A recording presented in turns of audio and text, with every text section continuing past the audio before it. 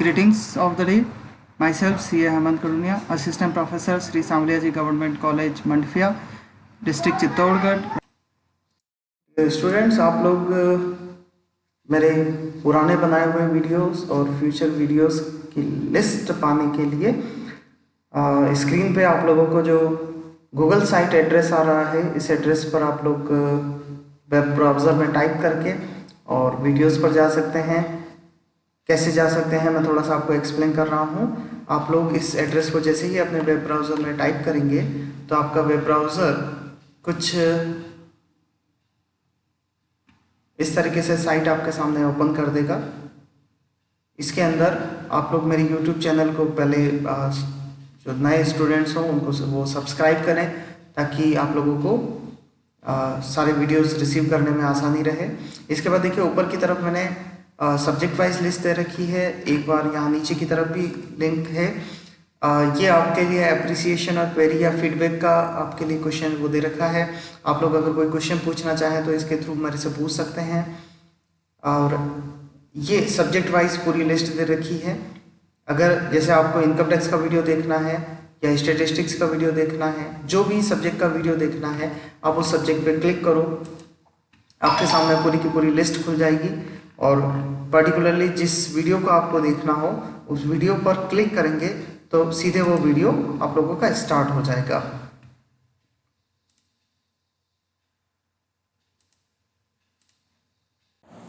So dear students, आज हम लोग ऑडिट प्रोग्राम और वर्किंग पेपर्स की डिटेल में बात करने वाले हैं।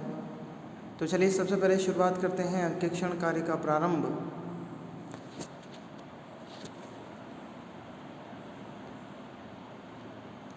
अंकेक्षण कार्य का प्रारंभ मतलब ऑडिट प्रोग्राम की कैसे हम शुरुआत करते हैं। इससे पहले वाले वीडियोस में मैंने आप लोगों को ऑडिट प्रोग्राम की डिटेल में कैसे बनाया जाता है, उसके मॉड्यूल, उसके फॉर्मेट के बारे में बात की थी।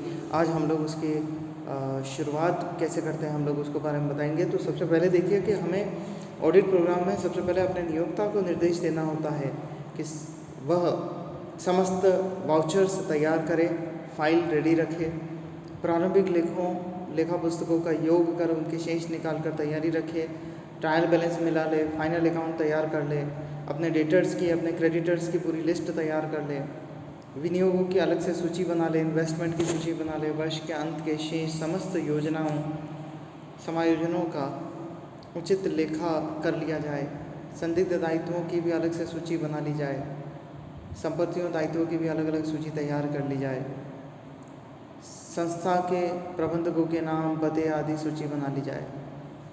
इसके बाद में हमारे जो ऑडिट असिस्टेंट्स होते हैं उनको उस कंपनी की संस्था में अलग अलग कार्य का विभाजन करके उनको भेज दिया जाता है। उनको बता दिया जाता है कि जैसे 2 जनों को कैश सेक्शन में लगा दिया, 2 जनों को परचेज सेक्शन में लगा दिया, 2 जनों को सेल्स सेक्शन में लगा दिया। इस तरीके से उनका कार्य का विभाजन करके हमारे ऑडिट असिस्टेंट्स को भेजा जाता है। अब अंकेक्षण की कार्य प्रणाली कैसी होती है? हम 2 तरीके की जांच जनरल वे में करते हैं, नैतिक जांच और रूटीन जांच और टेस्ट चेकिंग परीक्षण जांच। तो देखिए रूटीन जांच जो है प्रारंभिक लेखा पुस्तकों के योग, शेष जांच, आगे ले जाए गए जांचों की शेषों की जांच करते हैं, खाता बही में की गई खतौनी की जांच करते हैं, विभिन्न खातों के योग एवं शेषों की जांच की जाती है, खातों से तलपट में लिए गए शेषों की जांच की जाती है।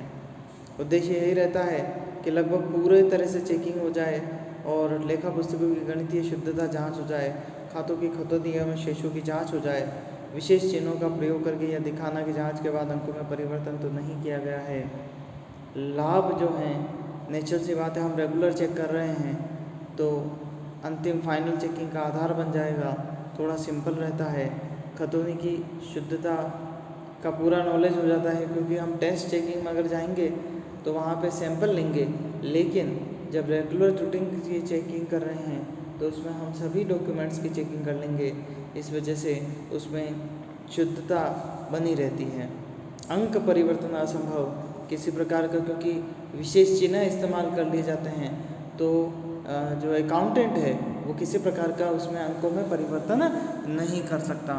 छल कपट और गबन का पता लग सकता है, चल समय रहते पता लग सकता है, गणित संबंधी शुद्धता का ध्यान हो जाता है। जहाँ तक बात करें दोष की, तो जो ये क्योंकि रूटीन वर्क में हम रेगुलर एक ही जैसा कार्य कर रहे होते हैं, तो एक तरीके से मशीनी वर्क जैसा हो जाता है। और अगर किसी प्रबंध और अकाउंटेंट की मिली भगत से कोई चालाकी से छल कपट किया गया है, तो उसका पता इस में भी नहीं लग पाता, सैद्धांतिक अशुद्धियों का पता नहीं लग पाता और लेवल वर्क के लेवल में गिरावट आती है। तो इससे बचने के लिए यही है कि प्रशिक्षण और वरिष्ठ कर्मचारी की देखरेख में अगर ये कार्य किया जाए तो ऑडिट रूटीन रेगुलर चेकिंग जो है वो बहुत अच्छे से होगी। चलिए अब चेक करते हैं टेस्ट चेक, परीक्षण जांच। परीक्षण जांच का जो सिद्धांत है वो ये कि हम हमारे सभी वाउचर्स की चेकिंग नहीं करके केवल कुछ महत्वपूर्ण मदों की ही चेकिंग करते हैं। सभी मदों की चेकिंग करना आवश्यक नहीं होता। विशेष खातों की जांच की जाती है, जैसे इन्वेस्टमेंट हो गया, कैश हो गया, स्टॉक हो गया, इनकी हम डिटेल में जांच कर लेते हैं। जांच का उद्देश्य, व्यवसाय का आकार। परीक्षण जांच करते समय ये ध्यान रखना पड़ता है कि हमारी जांच का उद्देश्य क्या है, क्या हमें रेगुलर चेकिंग करनी है या कुछ सिलेक्शन करना है। डीपली चेकिंग करने का अगर आदेश मिला है तो पूरी डीप में जाके चेकिंग करनी होगी। व्यवसाय का आकार, अगर छोटा व्यवसाय है तो छोटे व्यवसाय में आपको सैम्पलिंग की ज़रूरत ही नहीं है। अगर बड़ा व्यवसाय है तो वहाँ आपको 1000 वाउचर में से 100-200 वाउचर की चेकिंग कर लेनी चाहिए। आंतरिक नियंत्रण प्रणाली की स्थिति देखनी होती है कि उस संस्था में इंटरनल कंट्रोल सिस्टम कितना मजबूत है। जितना मजबूत होगा उतना ही संतोषजनक होगा, और संतोषजनक होगा तो परीक्षण जांच करना आसान काम हो जाएगा और परीक्षण जांच की सहारा लिया जा सकता है। जहाँ तक बात करें प्रमाणक और प्रपत्रों की, तो अगर स्टार्टिंग की चेकिंग में लगता है कि वाउचर बहुत अच्छे से बनाए गए हैं, एविडेंस जो रखे गए हैं वो बिल्कुल सही हैं, तो फिर परीक्षण जांच में जांच का क्षेत्र एरिया जो है वो कम करा जा सकता है। प्रबंधकों और अधिकारियों की ख्याति, जनरल वे में उस कंपनी के प्रबंधक और जो अधिकारी हैं उनकी ख्याति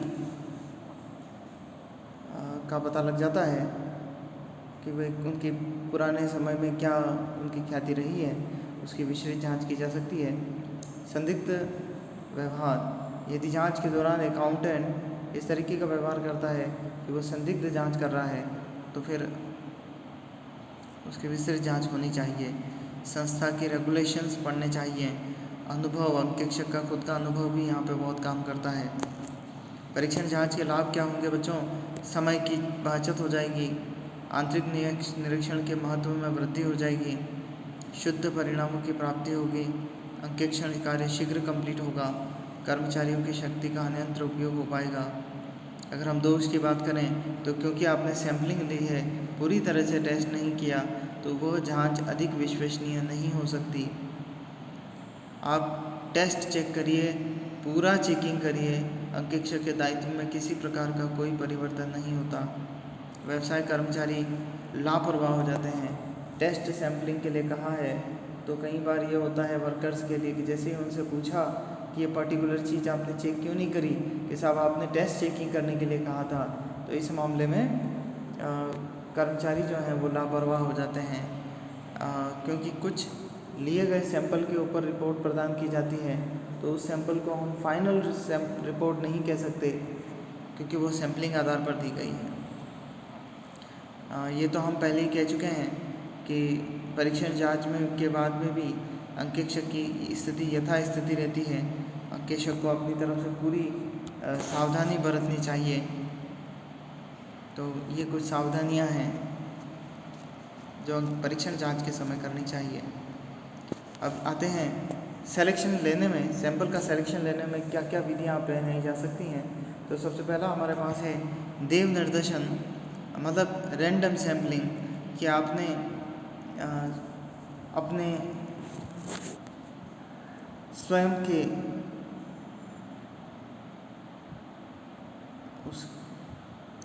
के एक्सपीरियंस के आधार पर, कंप्यूटरों की देव अंकों की तालिका के आधार पर आपने ऑडिटिंग की सैम्पलिंग का चयन कर लिया। स्ट्रेटिफाइड देव निर्देशन, स्ट्रेटिफाइड रैंडम सैम्पलिंग का आप उपयोग कर सकते हैं।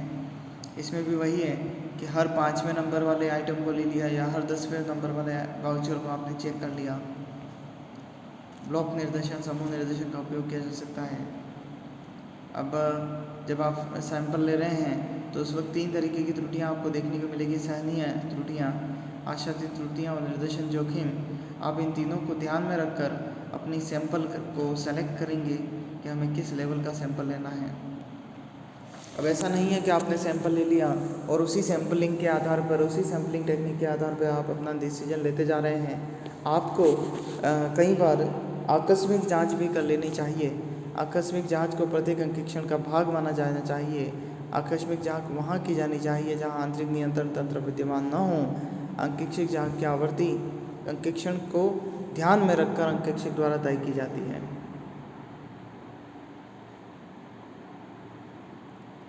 इसके बाद में अंकेक्षक को अंकेक्षण का अंजाम देते समय मैनेजमेंट से एक सर्टिफिकेट रिसीव करना चाहिए कि अगर जो वाउचर्स उसको उपलब्ध करवाए गए हैं वो कंपनी से संबंधित हैं और जिन उपयुक्त अंकेक्षण साक्ष्य जुटाने में समर्थ नहीं हो पाता है तो उस संबंध में प्रबंध से विशेष सर्टिफिकेट ले लेना चाहिए। जैसे अगर किसी प्रलेख को डायरेक्टर्स ने या प्रबंध ने बैंक के साथ गिरवी रखा हुआ है तो बैंक से वेरीफाई हो जाना चाहिए। अगर बैंक से वेरीफाई नहीं हो पा रहा हो तो प्रबंध से इस तरीके का सर्टिफिकेट लिया जाना चाहिए ताकि त्रुटिपूर्ण अंकेक्षण न हो पाए। वैसे यहाँ तो मेरी राय यही रहेगी कि कुछ मामलों में जैसे इन्वेस्टमेंट हो गया, गिरवी हो गया, इन सभी चीज़ों का बैंक से वेरीफाई करवा लेना चाहिए।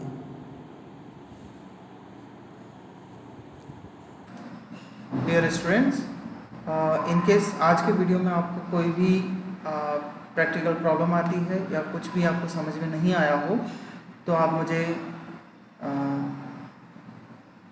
ऑफिस टाइमिंग में ये जो स्क्रीन पे आपको नंबर दिखाई दे रहे हैं इस पर व्हाट्सएप मुझे कर सकते हैं और ईमेल से भी आप मेरे से क्वेरीज पूछ सकते हैं। ईमेल आईडी है मेरा hemankarunya@gmail.com। ठीक है, थैंक यू।